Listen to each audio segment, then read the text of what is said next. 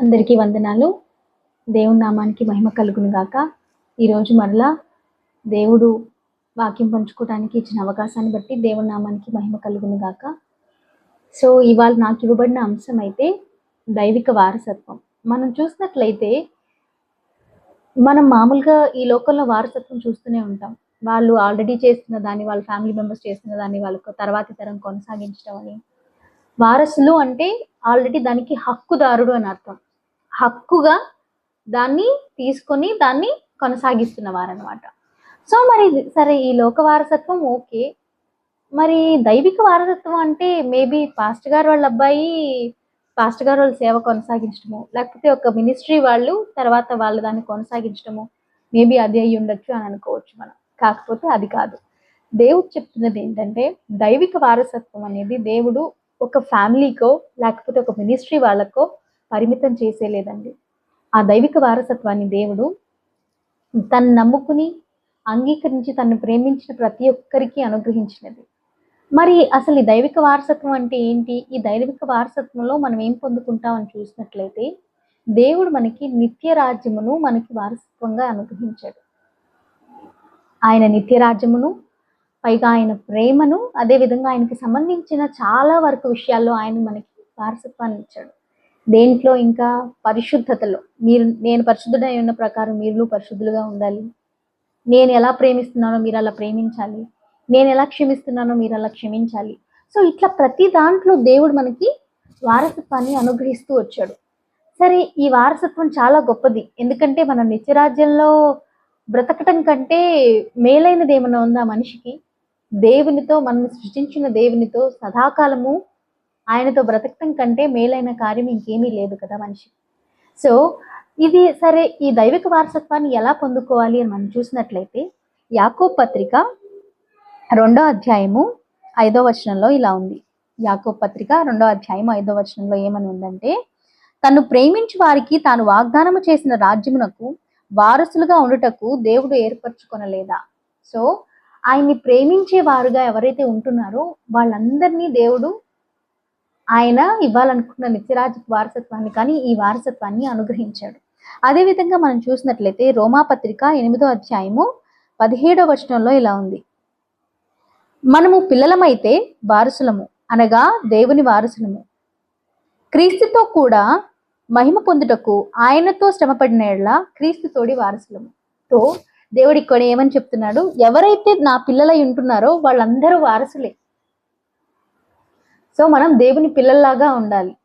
మొదటిగా మనం చూసిన యాకోబు పత్రికలో దేవుడు చెప్పిన మాట ఏంటంటే, నన్ను ప్రేమించేవారు అని. నన్ను ప్రేమించేవారు అంటే, దేవుని ప్రేమించడం అంటే ఏంటి? రోజుకొకసారి మనుషులకు చెప్పినట్టుగా ఐ లవ్ యూ దేవా అని చెప్పటమేనా? It's not like that. So దేవుడు ఇక్కడ దేవుని ప్రేమించడం అంటే ఏంటంటే, బైబిల్ అనుసారంగా చెప్పాలంటే ఆయన ఆజ్ఞలను అనుసరించడమే ఆయన్ని ప్రేమించడం. సో మనం ఎప్పుడైతే ఆయన ఆజ్ఞలను అనుసరించే వారుగా ఉంటామో, మనం ఆటోమేటిక్గా ఆయన ఇచ్చే ఈ దైవిక వారసత్వంలో మనం పాలు పంపులు పొందిన వారం అవుతాం, ఆ వారసత్వాన్ని పొందుకున్న వారం అవుతాం. రెండవదిగా చూసినట్లయితే, ఆయన పిల్లలమైతే తన్ను ఎందరు అంగీకరించిరో వారందరినీ ఆయన కుమారులుగా కుమార్తెలుగా దేవుడు చేసుకున్నాడు అని దేవుడు చెప్తున్నాడు. సో మనం ఆయన్ని అంగీకరించాలి.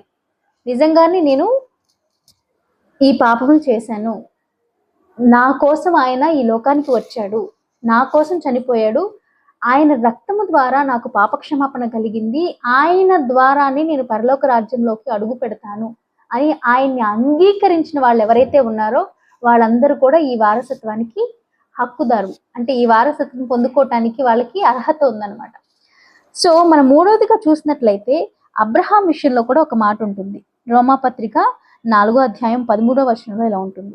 అతడు లోకమునకు వారసుడగునను వాగ్దానము అబ్రహాముకైనను అతని సంతానముకైనను ధర్మశాస్త్ర మూలముగా కలగలేదు, గాని విశ్వాసము వలనైనా నీతి మూలముగానే కలిగింది. ఇక్కడ చూసినట్లయితే మనం చాలా సార్లు ఏమనుకుంటామంటే, దేవుడు అబ్రహాముకి వాగ్దానం చేశాడు కాబట్టి ఇచ్చాడు అని అనుకుంటూ ఉంటాం. నిజంగానే వాగ్దానం చేశాడు కాబట్టి ఇచ్చాడు, కాదనట్లేదు. కాకపోతే ఆయన వాగ్దానం పొందుకోవటానికి ఏం చేశాడు అంటే విశ్వాసము కనపరిచాడు. ఆ విశ్వాసము కనపరచడం ద్వారానే వాళ్ళు ఆ వారసత్వాన్ని పొందుకున్నారనమాట. ఆ వాగ్దానం పొందుకున్నారు. ఆ వాగ్దానం ద్వారా తద్వారా ఆ వారసత్వాన్ని కూడా పొందుకున్నారు. ఇంకొక చోట ఏమని రాయబడి ఉంటుందంటే, మీరందరూ అబ్రహాము పిల్లలు అయినట్లయితే, అబ్రహాము ఎట్లా అయితే విశ్వాసం ద్వారా ఆ వారసత్వాన్ని వాగ్దానాన్ని పొందుకున్నారో, మీరు కూడా అట్లాగే ఆ వాగ్దానాన్ని వారసత్వాన్ని పొందుకునేవారుగా ఉంటారు అని దేవుడు చెప్తూ వస్తున్నారు. సో మనం చూసినట్లయితే, మనం దేవుని ప్రేమించే వారిగా, అంటే ఆయన ఆజ్ఞలను అనుసరించే వారిగా ఉన్నట్లయితే, రెండవదిగా ఆయన పిల్లలము. ఎలా ఆయన పిల్లలం అవుతాం? ఆయన్ని అంగీకరించినట్లయితే అప్పుడు ఆయన పిల్లలుగా అయ్యి ఈ వారసత్వాన్ని పొందుకుంటాం. మూడవదిగా విశ్వాసము ద్వారా. మనం ఇప్పటి వరకు నమ్మాము, చేశాము, ఓకే. ఆ విశ్వాసాన్ని కన్సిస్టెంట్ గా కంటిన్యూ చేస్తూ ఉన్నవారమైతే గనక ఆ వారసత్వాన్ని పొందుకుంటాం అనమాట. నాలుగవదిగా చూసినట్లయితే, ఈ మాట చాలా ప్రాముఖ్యమైనది. గలతీయులకు రాసిన పత్రిక 4వ అధ్యాయం 7వ వచనంలో ఏమనందంటే, కాబట్టి నీవిక దాసుడవు కావు, కుమారుడవైతే దేవుని ద్వారా వారసుడవు. సో కాబట్టి మనం ఇక దాసులం కాదు, మనం ఇక కుమారులం. కుమారులైతే ఏంటి? కుమారునికి ఏముంటుంది? దాసునికి వారసత్వం వస్తుందా? ఎక్కడైనా రాదు. కుమారునికే కదా వారసత్వం వస్తుంది. సో దేవుడు ఏమని చెప్తున్నాడంటే, నీవు నన్ను నమ్ముకొని అంగీకరించి నమ్మకస్తుడిగా జీవించిన ఎడల నీవిక కుమారుడవే, దాసుడవు కాదు. కాబట్టి నీవు కుమారుడు అయితే నీవు వారసుడవే అని దేవుడు చెప్తున్నాడు. సో మనం ఏంటంటే, దేవుని నమ్ముకొని ఆయన ఆజ్ఞలను అనుసరిస్తూ ఆయన్ని ప్రేమించేవారుగా ఉంటూ, రెండవదిగా ఆయన్ని అంగీకరించి ఆయనతో పాటు జీవిస్తున్నట్లయితే, మూడవదిగా విశ్వాసం కనపరిచేవారుగా ఉన్నట్లయితే, దేవుడు ఏమని చెప్తున్నాడంటే, నీవిక దాసుడవు కాదు, కుమారుడవైతే వారసుడవే. సో ఇలా మనం దేవుని వారసత్వాన్ని పొందుకుంటాం. సరే, ఈ వారసత్వాన్ని మనం అందరం పొందుకున్నాం. సరే, ఈ వారసత్వానికి ఎవరు అర్హులు కాదు అంటే, ప్రతి విషయానికి కాయిన్కి 2 సైడ్స్ ఉన్నట్టుగానే మరి వీళ్ళందరూ అర్హులు. మరి అనర్హులు ఎవరు అని చూసినట్లయితే, ఎవరైతే అన్యాయంగా ఉంటారో, ఎవరైతే లోభత్వం కలిగి ఉంటారో, దేవునికి వ్యతిరేకమైన కార్యాలు ఎవరైతే చేస్తూ ఉంటారో, వాళ్ళందరూ వీటికి, ఈ వారసత్వానికి అనర్హులు అనమాట. సో అట్టి వారిలో మనం ఉండకుండా, నేను ఇందాక చెప్పిన వాటన్నిటిని ఫాలో అవుతూ దేవుని వారసత్వాన్ని కలిగి ఉండేవారుగా మనం ఉన్నాం. సరే, ఈ వారసత్వాన్ని పొందుకున్నాం మనం. ఈ పొందుకున్న వారసత్వాన్ని ఎలా కాపాడుకోవాలి?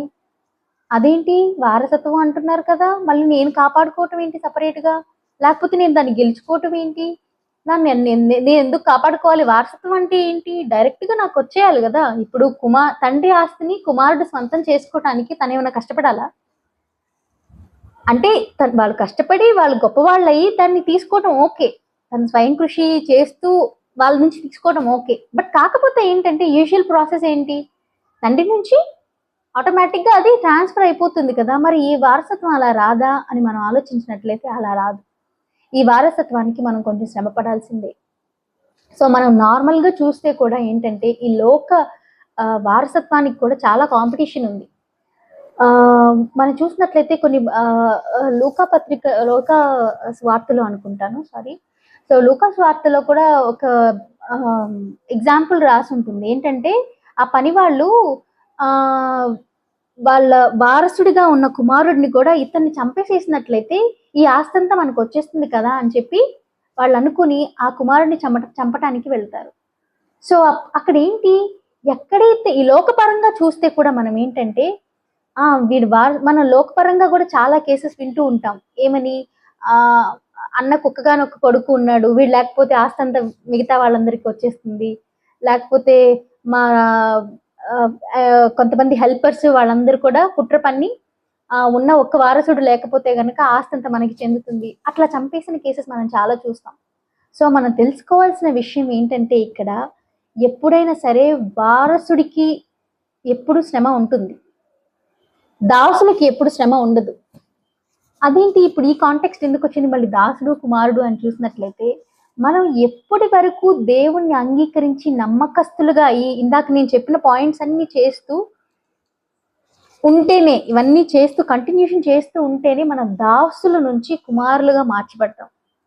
మనం కంప్లీట్గా దాసుని నుంచి కుమారుడుగా మార్చబడకపోతే మనం ఈ వారసత్వం పొందుకోలేం.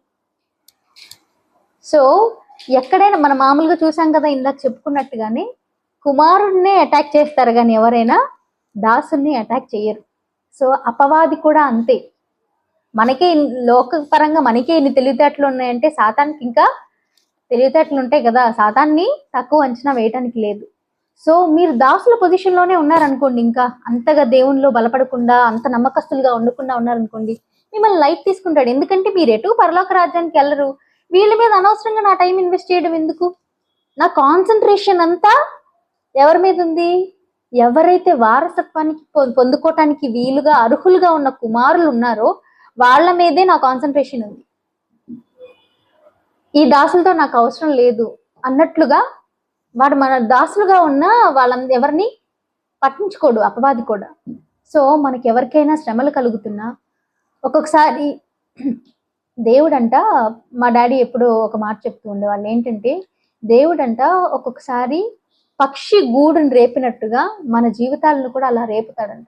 పక్షి అంట సహజంగా పిల్లలు కొంచెం అంటే గుడ్లోంచి పిల్లలు బయటకు వచ్చేసిన తర్వాత కొంతకాలం తను ఫీడ్ చేస్తూ వాటిని సంరక్షణ చేస్తుంది. కొంతకాలం అయిన తర్వాత ఏంటంటే వాటికి కొంచెం చిన్న చిన్న రెక్కలు వచ్చేసిన తర్వాత అవి స్వతహాగా ఎగరాలి. అవి ఆ గూడు ఉన్నంత కాలం ఏం చేస్తాయంటే చక్కగా ఆ గూడులోనే ఉంటాయి, కిందకి వెళ్ళి ఎగరటము ఇట్లాంటి పనులన్నీ చేయకుండా అలాగే ఉండిపోతాయంట.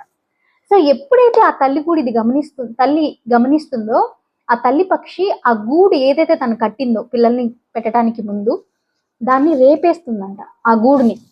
అప్పుడు ఏం చేస్తాయి చచ్చినట్టు అవి, అమ్మో గూడు పోయింది, మనం వాళ్ళ ప్రాణాలు కాపాడుకోవటం కోసం అప్పుడు వాళ్ళ వింగ్స్ ని ముందు ఆల్రెడీ ట్రైన్ చేస్తుంది. మెల్లగా ట్రైన్ చేసిన తర్వాత కూడా అలాగే అలవాటైపోయినట్టుగా ఆ గూడుని వదిలిపెట్టకుండా ఉంటే అప్పుడంట ఆ కంఫర్ట్ జోన్ ని తీసేస్తుందంట అది. అప్పుడు వాళ్ళ సొంతగా తన వింగ్స్ మీద ఎగరటం ప్రారంభిస్తాయంట. సో దేవుడు కూడా ఏంటంటే ఒక్కొక్కసారి మన విశ్వాస జీవితంలో కూడా కంఫర్ట్ జోన్ ఒకటి చూస్ చేసేసుకుంటాం. ఆ కంఫర్ట్ జోన్ నుంచి మనం బయటపడి మన సొంత రెక్కలు అంటే మన దేవుని యందు మనకున్న విశ్వాసం మీద ఆధారపడటానికి దేవుడు ఆ సమయాన్ని ఆ శ్రమని మన కొరకు చూస్ చేసి ఉంచుతాడంట. అప్పుడు మన విశ్వాసం ఏంటో బయటపడుతుంది. అబ్రహామును కూడా మనం చూస్తాం కదండి, చాలా మంది మనం మామూలుగా ఈజీగా చెప్పేసుకుంటాం ఆయన విశ్వాస వీరుడు అది ఇదని. ఒకసారి ఆలోచించండి, ఎన్ని సంవత్సరాలు ఆయన వెయిట్ చేసి ఉంటాడు పిల్లల కోసం కదా. నాకు ఆస్తిపాస్తులు అన్నీ ఉన్నాయి, ఇవన్నీ నాకు అవసరం లేదు, నాకు వారసుడు లేడు కదా, ఇన్ని ఇచ్చినా ఏం లాభం, నా పెద్ద పాలేరు ఎలియాజర్కే కదా, వాళ్ళ సంతానానికే కదా ఇవన్నీ చెందుతాయి, నువ్వు ఇన్ని ఇస్తానంటున్నావు, ఆశీర్వదిస్తానంటున్నావు, సరే నాకు కుమారుడు లేడయ్యా అని అంటాడు ఒక చోట. కానీ దేవుడు ఒక మాట చెప్తాడు, ఏంటంటే నీ పెద్ద పాలేరు కాదు, నీ గర్భవాసం నుంచి వచ్చే అతనికే నేను వీటన్నిటిని అనుగ్రహించి వాళ్ళకే ఈ వారసత్వాన్ని ఇస్తాను అని దేవుడు చెప్తాడు. ఆయన చాలా కాలం వెయిట్ చేశాడు. ఆ చాలా కాలం వెయిట్ చేసిన దాంట్లో ఎన్నో సూటిపోటి మాటలు, చుట్టుపక్కల వాళ్ళు అదిగో వాళ్ళ ఊరిని వదిలేసి వచ్చాడంట, అట్లా ఏం లాభం, ఇంత ఆస్తిపాస్తులు ఉన్నాయి కానీ తినడానికి ఎవరున్నారు, అట్లా ఎన్ని మాటలు ఉంటారు కదా. ఎన్నిటిని భరించుంటాడు. సరే లేక పుట్టాడు కదా అని కొడుకుని అపురూపంగా పెంచుకుంటుంటే గూడు రేపే టైం వచ్చింది కదా, దేవుడు తీసుకొచ్చి నాకు బలర్పించమన్నప్పుడు ఆ రాత్రి ఆయన ఎంతగా లోపల మదన పడిపోయి ఉంటాడు. ఒక పక్క భార్యకు చెప్పడానికి లేదు, ఎవరికైనా చెప్పాలంటే తెలియట్లేదు. ఇన్ని రోజులు ఏమైనా శ్రమ కలిగినప్పుడు ఏం చేశాడు, వెంటనే దేవుడికి వెళ్ళి చెప్పాడు. ఇప్పుడు దేవుడే ఇలా చెయ్యి అని చెప్తున్నాడు. ఇప్పుడు నేను ఇంకెవరికి చెప్పాలి ఈ విషయం? ఆ సంఘర్షణ ఒకసారి మీరు ఆలోచన చేయండి. ఆ సంఘర్షణ ఎంతగా అతన్ని డిస్టర్బ్ చేసి, ఎంతగా అతను ఆ సంఘర్షణలో నలిగిపోయి, అంటే ఆ సంఘర్షణ ఎలా ఉంటుందో మీరు ఒకసారి ఇమాజిన్ చేయండి. సో వాటన్నిటిని చేసిన తర్వాత ఆ సంఘర్షణ నుంచి దేవుడు తర్వాత అతన్ని చాలా రిలీఫ్లోకి తీసుకుని వచ్చి ఆ కుటుంబానికి వారసత్వాన్ని ఇచ్చి దేవుడు గొప్ప కార్యం చేశాడు. మనకు అంత గొప్ప విశ్వాసం లేకపోయినా, అంత గొప్ప కష్టం మనకు కలిగించకపోయినా, మనకు కలిగిన విశ్వాసం కొలది దేవుడు మనకు కూడా మన గూడు రేపే సిచ్యువేషన్స్ని తీసుకొస్తాడు. అట్లాంటివి తీసుకొచ్చినప్పుడు మనం భయపడిపోయి మరలా దాసులంగా అయిపోకూడదు. ఏంటి దేవుడు ఇలా చేస్తున్నాడు, ఈ భక్తిని వదిలేసి మరలా వెనక్కి వెళ్ళిపోదామా, లేకపోతే ఇంత విశ్వాసం కనపరచడం అవసరం అంటావా, ఇంత నీతిమంతులుగా ఉండాలా మనం? వాడు చూడు బాగానే ఉన్నాడు, తప్పు చేస్తున్నా వాడు చాలా బాగున్నాడు, మంచిగా ఉండి యథార్థవంతులుగా ఉంటున్నా, నాకే ఎందుకు ఇలా జరగాలి, దేవుడు చూడట్లేదా, ఎందుకని ఇలాగా అని సంఘర్షణ చెంది మరలా మనం తిరిగి దాసులంగా అయిపోకూడదు. కుక్క తన వాంతికి తిరిగినట్లుగా మరలా తిరిగి మనం ఆ పాప రోత జీవితాల వైపు మళ్ళీ తిరిగి వెళ్ళి ఆలోచన చేయకూడదు. సో దేవుడు మనకి చెప్తున్న విషయం ఏంటంటే, మీరు నా వారసత్వం పొందుకోవాలి అంటే మీరు కొంచెం శ్రమ పడాల్సిందే. దేవుడు కూడా చెప్పిన విషయం ఏంటంటే, మీకు శ్రమ కలగదని చెప్పలేదు. లోకంలో మీకు శ్రమ కలుగును, ఆయనను ధైర్యము తెచ్చుకునడి, నేను లోకమును జయించి ఉన్నాను, కాబట్టి మీరు కూడా జయిస్తారు అని దేవుడు మనతో చెప్తూ వస్తున్నాడు. అబ్బా ఈ శ్రమల గురించేనా, ఇంకా వేరే విషయం లేదా, ఇంకా అబ్బా అనుకుంటున్నారేమో. ఎల్లప్పుడూ శ్రమలు కాదండి, కొంతకాలమే. కష్టాలు కన్నీళ్లు కొంతకాలమే ఉంచుతాడు దేవుడు. మా డాడీ ఒక సాంగ్ రాశారు, దాంట్లో ఏంటంటే, కష్టాలు కన్నీళ్లు కలకాలం ఉండవు, మనిషి బ్రతుకునుందు అవి చుట్టాల వంటివి, రేపు మాపు ఉండి అవి వెళ్ళిపోతాయి, తర్వాత దీవెనలు ఎన్నో నిండిపోతాయి. సో ఎల్లకాలం ఒకేలాగా మన స్థితి ఉండదు. ఇప్పుడు మన స్థితి కొంచెంగా ఉండవచ్చు, కానీ దాన్ని తుదకు నేను దాన్ని మహాభివృద్ధి చేస్తానని చెప్తున్నాడు దేవుడు. మనం క్రైస్తవులంగా మనం మెయిన్గా జ్ఞాపకం ఉంచుకోవాల్సిన విషయం ఏంటంటే, దేవుడు ఎప్పుడు మన మేలు కోరుకునేవాడే. మనం ఎప్పుడు ఒక మాట చెప్తూ ఉంటాం, కానీ మనఃపూర్వకంగా చెప్తామో లేదో తెలియదు. God is good all the time. ఈ మాట ఈజీగా ఒక మాట చెప్పగానే దాన్ని ఈజీగా చెప్పేస్తాం మనందరం, కానీ అది ఎంతవరకు మనం హార్ట్ఫుల్గా చెప్తున్నాం. నిజంగానే దేవుడు ఎప్పుడు, ఆయన నిన్న నేడు ఎప్పుడు ఒకేలా ఉన్నాడు.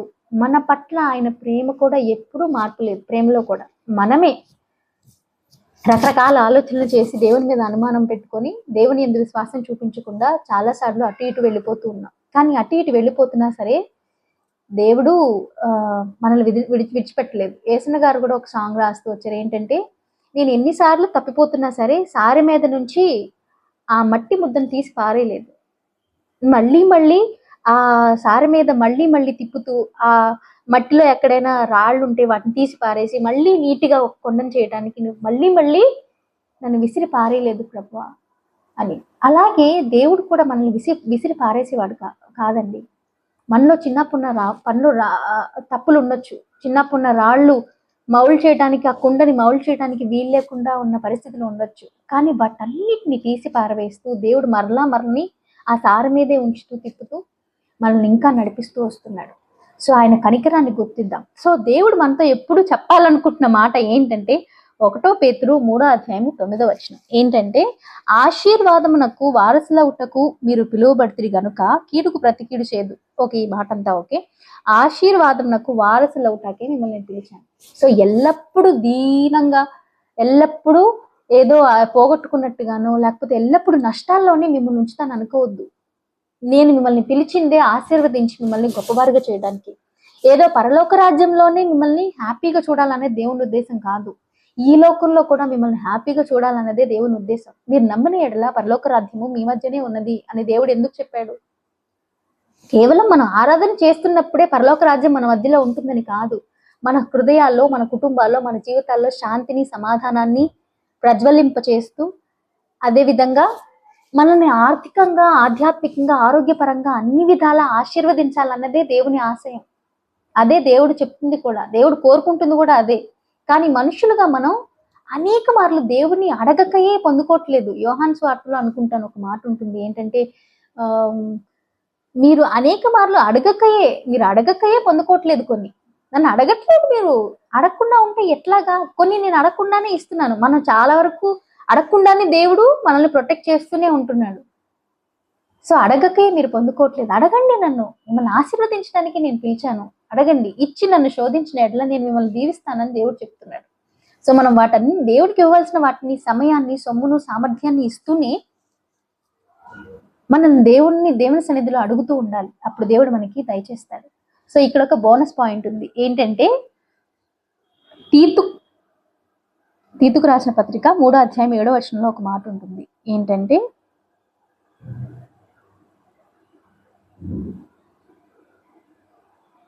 నిత్య జీవమును గూర్చిన నిరీక్షణను బట్టి దానికి వారసుల మగుటకై ఆ పరిశుద్ధాత్మను మన రక్షకుడైన యేసుక్రీస్తు ద్వారా ఆయన మన మీద సమృద్ధిగా కుమ్మరించును. ఇక్కడ చూసినట్లయితే మనమే కష్టపడవసరం లేదు. ఇక్కడ మనతో పాటు దేవుడు పరిశుద్ధాత్మను కూడా మనకి జోడీ చేశాడు. ఏమనంటే, మీరు నిత్య జీవం పొందుకోవటానికి మీకు నిరీక్షణ కావాలి కదా, ఆ నిరీక్షణ ద్వారా మీరు వారసులు అవటానికి పరిశుద్ధాత్మ మీకు సహాయం చేయటం కోసమని అతన్ని సమృద్ధిగా మీ మీద కుమరిస్తున్నానని దేవుడు చెప్తున్నాడు. దేవుడు, ఇదిగో నేను మీ కొరకు ఈ మార్గాన్ని సిద్ధం చేశాను, ఇలా చేస్తే మీరు వారసులు అవుతారు, ఇలా చేస్తే మీరు వారసులు కారు. సో బోనస్గా ఏమని దేవుడు చెప్తున్నాడంటే, మీరు కొంత పని చేయండి, కొంత మీ కృషి చూపించినట్లయితే ఇంకొంత పని పరిశుద్ధాత్ముడు చూసుకుంటాడు. ఆయనకు కూడా సమృద్ధిగా కుమ్మరించాను కాబట్టి మీరు నిత్య జీవం పొందుకోవటానికి, మీరు వారసులు అవటానికి కూడా పరిశుద్ధాత్ముడు కూడా సహాయం చేస్తాడని దేవుడు చెప్తున్నాడు. ఇది మనకి బోనసే కదా. మరి మనమే కష్టపడవసరం లేదు. మన జీవితంలో చాలా విషయాల్లో మనమే కష్టపడి పొందుకోవాల్సినవి, సంపాదించుకోవాల్సినవి, ఎర్న్ చేసుకోవాల్సినవి చాలా ఉంటాయి. కానీ వారసత్వం విషయంలో దేవుడు మనకి రక్షణ ఉచితంగానే ఇచ్చాడు. ఈ విశ్వాసము వీటన్నిటిని కొనసాగించడానికి కూడా దేవుడు ఎడిషనల్గా మనకి ఒక ఆదరణకర్తను, ఒక గొప్ప శక్తిని మనకి అనుగ్రహించే పరిశుద్ధాత్మని మనతో ఉంచాడు. సో మనం ఇంకెందుకు భయపడటం? దేనికి భయపడాలి మనం? సో ఈ దైవిక వారసత్వాన్ని పొందుకోవటానికి పరిశుద్ధాత్ముడు కూడా మనకి సహాయం చేస్తాడు కాబట్టి ఇంకా ధైర్యం కలిగి ఈ వారసత్వాన్ని పొందుకోవటానికి మనం ముందుకు వెళ్దాం. మనం చూసినట్లయితే, సరే ఈ వారసత్వం పొందుకున్నాము, మనం పొందేసుకున్నాం వారసత్వం, ఓకే. మన పిల్లల సంగతి ఏంటి? మన చుట్టుపక్కల ఉన్న వాళ్ళ సంగతి ఏంటి? మన ఫ్రెండ్స్, మనకి నిలవరలైన వాళ్ళు, మన రిలేటివ్స్, వీళ్ళందరి సంగతి ఏంటి? మరి వీళ్ళు ఎలా పొందుకోవాలి? వాళ్ళని ఎలా ట్రైన్ చేయాలి అంటే, మనకు అవకాశం దొరికిన ప్రతిసారి దేవుని వాక్యాన్ని వాళ్ళ చెవిలో వేస్తూ ఉండాలి. ద్వేషపూరితంగా కాకుండా మంచిగా, చూడు ఈ విషయంలో దేవుడు ఇలా చెప్పాడు, ఈ విషయంలో దేవుడు ఇలా చెప్పాడు, నువ్వు ఇలా చేస్తే దేవుడు ఆశీర్వదిస్తానన్నాడు. ఇట్లా మీ చుట్టాలకి, మీకు తెలిసిన వారికి ఎలాగోలా వాళ్ళకు కూడా ఈ వారసత్వాన్ని అందించే విధంగా వాళ్ళకి చెప్తూ ఉండండి. మీ బిడ్డలకైతే దేవుడు ఎట్లయితే ఇజ్రాయేలీలకు చెప్తూ వచ్చాడు కదా, మీరు ఇంట కూర్చున్నప్పుడు, బయట కూర్చున్నప్పుడు, గవని దగ్గర కూర్చున్నప్పుడు, గుమ్మాల దగ్గర కూర్చున్నప్పుడు, గడపల దగ్గర కూర్చున్నప్పుడు, ఎక్కడ కూర్చున్నప్పటికీ మీకు అవకాశం దొరికిన ప్రతిసారి మీ పిల్లలకి దేవుని వాక్యాన్ని, దేవుడు చేసిన అద్భుతమైన కార్యాలని, ఎలా ఇజ్రాయేలీల్ని ఐగుప్తు దేశం నుంచి ఎన్ని అద్భుతాలు చేసి తీసుకొని వచ్చాడు, ఎట్లా ఇక్కడ కానాన్ దేశాన్ని, పాలు తేనెలు ప్రవహించే దేశాన్ని మనకి దేవుడు హస్తగతం చేశాడు, వీటన్నిటి గురించి మీ పిల్లలకి చెప్తూ ఉండండి. పదే పదే చెప్తూ ఉండండి, పదే పదే. సో మనం కూడా ఏంటంటే పదే పదే చెప్తూ ఉండాలి. లోకం చాలా భయంకరమైన పరిస్థితిలో ఉంది. ఇలాంటి భయంకరమైన పరిస్థితిలోకి మన బిడ్డలు బయటికి వెళ్తున్నప్పుడు వాళ్ళని చాలా ప్రిపేర్డ్గా పంపించాలి. మనం చాలా ప్రిపేర్డ్గా అంటే పద్దాక కూర్చొని దేవుని వాక్యం చదవటమనో, పద్దాక అట్లా చేయాలని, ఇలా చేయాలని కాదు. మనం మన పిల్లలకి ఏదైనా ఒక విషయం నేర్పించాలంటే ఎలా చేస్తాం? దాన్ని ఒక ఇంట్రెస్టింగ్గా క్రియేట్ చేస్తాం కదా. ఒక ఇంట్రెస్టింగ్ ఎన్వైరన్మెంట్ క్రియేట్ చేసి, సపోజ్ నిద్రపుచ్చటమే అనుకుందాం, వాళ్ళకు ఒక చక్కగా ఒక డిమ్ లైట్ పెట్టి, సింపుల్ మ్యూజిక్ ఏదైనా పెట్టి, లేకపోతే చిన్నగా పాటలు పాడటము, వాళ్ళు లాలు పాడటము, అట్లాగా చిన్నగా చేసి వాళ్ళని నిద్రపుచ్చే ఆలోచన చేస్తాం. అట్లాగే దేవుని వాక్యం కూడా చిన్నప్పటి నుంచి ఉగ్గుపాలతో పోసినట్టుగా మెల్లగా ఒక ఇంట్రెస్టింగ్గా క్రియేట్ చేయండి. మనల్ని ఈ లోకంలో ఎవరు ప్రేమించినా ప్రేమించకపోయినా నీకు ఎప్పుడు నీతో పాటు ఉండే బెస్ట్ ఫ్రెండ్ యేసయ్యే. ఆయనతో ఉంటే నీకు ఎట్లాంటి ఇబ్బంది ఉండదు, నీకు ఎట్లాంటి ఇబ్బందులు వచ్చినా ఆయన అన్నిటి నుంచి బయటికి తీసుకొస్తాడు. సో అట్లా మీ పిల్లలకి చాలా ఎగ్జాంపుల్స్ చెప్పండి. మీ లైఫ్లో మీరు ఎట్లాంటి కంఫర్ట్ దేవుని నుంచి చూశారు, మీ ఎక్స్పీరియన్స్ దేవునితో మీరు ఎలాంటి ఎక్స్పీరియన్సెస్ చూశారు, మీ పేరెంట్స్కి ఎట్లాంటి ఎక్స్పీరియన్సెస్ ఉన్నాయి, ఇతరులకు ఎట్లాంటి ఎక్స్పీరియన్సెస్ ఉన్నాయి, వాటన్నిటి గురించి చెప్పినప్పుడు వాళ్ళు ఈ లోకంలోకి వెళ్ళినప్పుడు ఆ లోకంలో ఉన్న ఆలోచనలు కాకుండా ఈ ఆలోచనలు ఉంటారు. మనం ఎప్పుడు దేవుని ధ్యాసలో ఉండాలి. అలానే ఎప్పుడు పద్దాక బైబిల్ పట్టుకొని చదువుతూ ఉండమనో, ప్రార్థన చేస్తూ ఉండమనో కాదు. మనం వర్క్ చేసుకుంటున్న చోట ఒక చిన్నగా ఒక ఆలోచన వచ్చినప్పుడు దేవుణ్ణి స్తుతించటమో, మనసులోనే దేవుని సన్నిధిలో ప్రార్థన చేయటమో, దేవుడు నాకు నిజంగా ఆ కార్యం చేశాడు కదా, అట్లా ఎప్పుడైనా మీకు గుర్తొచ్చినప్పుడు దేవుని గురించి ఒక ఆలోచన తెచ్చుకొని మీరు ఎక్కడ ఉన్నప్పటికీ, ఏమి చేస్తున్నప్పటికీ దేవుని ధ్యాస ఉండాలి మనకి. సో అట్టి ఆలోచన కలిగిన వారుగా ఉండాలి. మనం పిల్లలు కలిగిన వాళ్ళైతే పిల్లల గురించి ఆలోచించకుండా ఉంటామా? మన ఆఫీస్లో ఉన్నా కానీ, ఎక్కడున్నా కానీ, అబ్బా వాడు ఏం చేస్తున్నాడో, స్కూల్లో ఉంటాడు కదా, ఇప్పుడు ఏ క్లాస్ జరుగుతుందో, నిన్న హోంవర్క్ సరిగ్గా చేశాడో లేదో, ఇవాళ ఏమన్నా వాడు తిట్లు తిన్నాడా, ఏమైంది, ఇవాళ నేను పెట్టిన ఫుడ్ తిన్నారో లేదా, ఇట్లా రకరకాలుగా ఆలోచిస్తాం కదా. దేవుని గురించి కూడా, దేవుడు మన పట్ల చేసిన కార్యాల గురించి, వాటి గురించి మనం ఆలోచన చేస్తూ దేవుని ధ్యాసలో కొంచెం ఉన్నట్లయితే దేవుడు మన విషయంలో చాలా సంతోషిస్తాడు. సో అట్లా మన పిల్లల్ని, మన జీవితాలని మౌలు చేసుకున్నట్లయితే, నీవిక దాసుడవు కాదు కుమారుడవే, కుమారుడవైతే దేవుని సన్నిధిలో దేవుని ద్వారా వారసుడవే. సో మనందరం ఈ వారసత్వాన్ని ఆల్రెడీ కలిగి ఉన్నాం. ఈ కలిగిన వారసత్వాన్ని మనం ఇంకా మన ఇతరులకి స్ప్రెడ్ చేసేవారుగాను, మన బిడ్డలకు కూడా ఎక్స్టెండ్ చేసేవారుగాను ఉంటూ దేవుని నామానికి మహిమ తీసుకుని వద్దాం. దేవుడు ఇచ్చిన వాక్యాన్ని మన వెనుకట్లో దీవించును గాక. ఆమేన్.